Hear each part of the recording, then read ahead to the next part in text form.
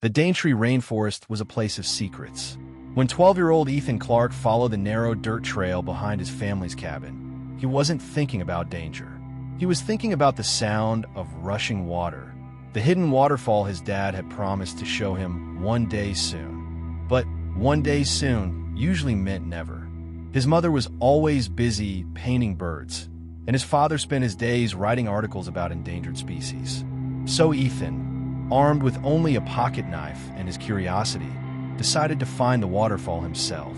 The rainforest was alive with sound, the rasp of cicadas, the call of a kookaburra, the endless hum of insects. Shafts of golden light pierced the canopy.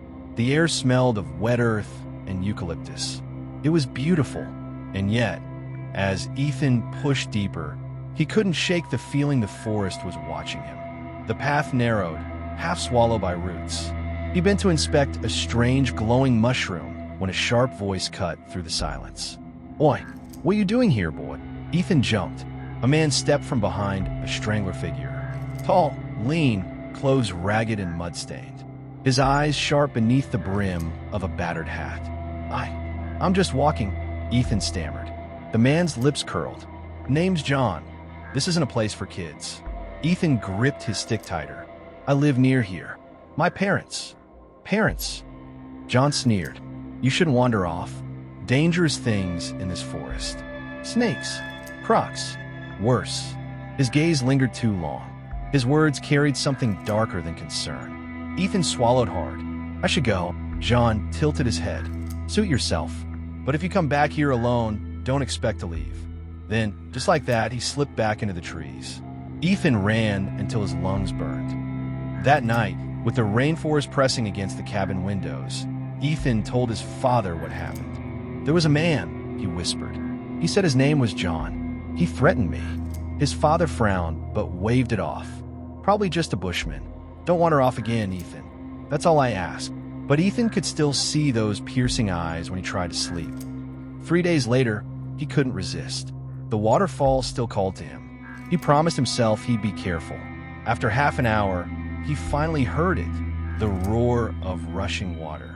Excitement surged through him. But then, crack, branches behind him. John. He looked worse this time. Eyes bloodshot, clothes torn, dried blood on his hands. "Back again, boy," John said, grinning without warmth. "Didn't I warn you? I just want to see the waterfall," Ethan said, voice trembling. John stepped closer.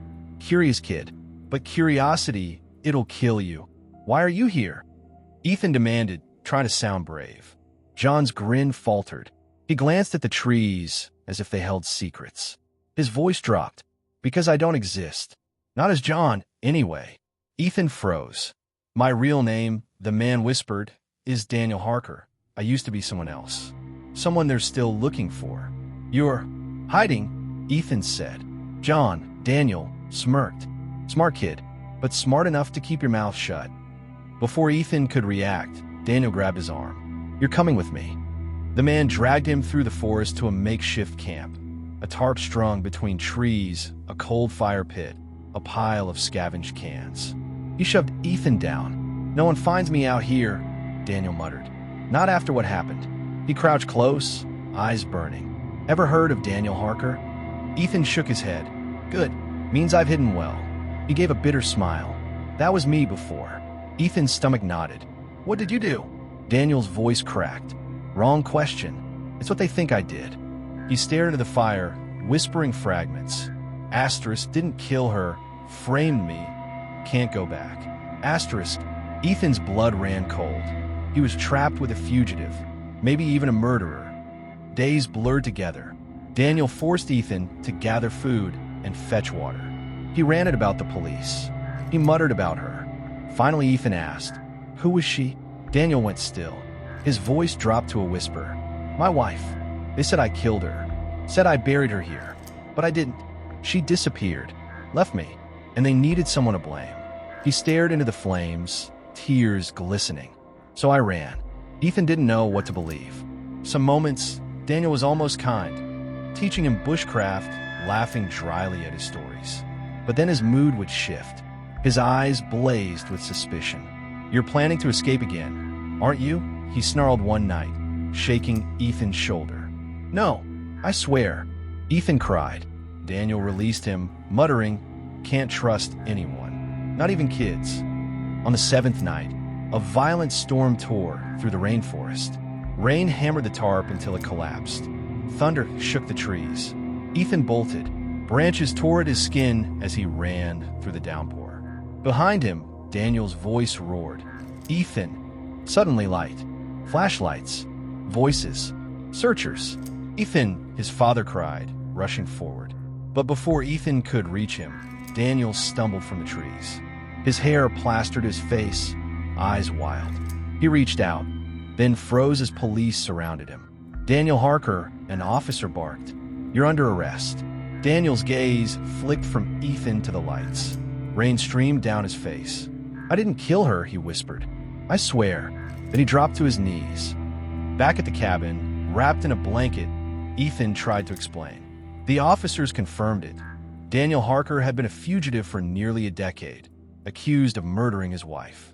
But they never found her body, one officer admitted. Evidence was circumstantial. Ethan shivered. He could still hear Daniel's desperate words in the storm. "I didn't kill her." Was it the truth, or just another lie? As the rainforest hummed outside, Ethan realized some mysteries were never meant to be solved. But one thing was certain. He would never forget the man who called himself John. Like and subscribe for more such videos.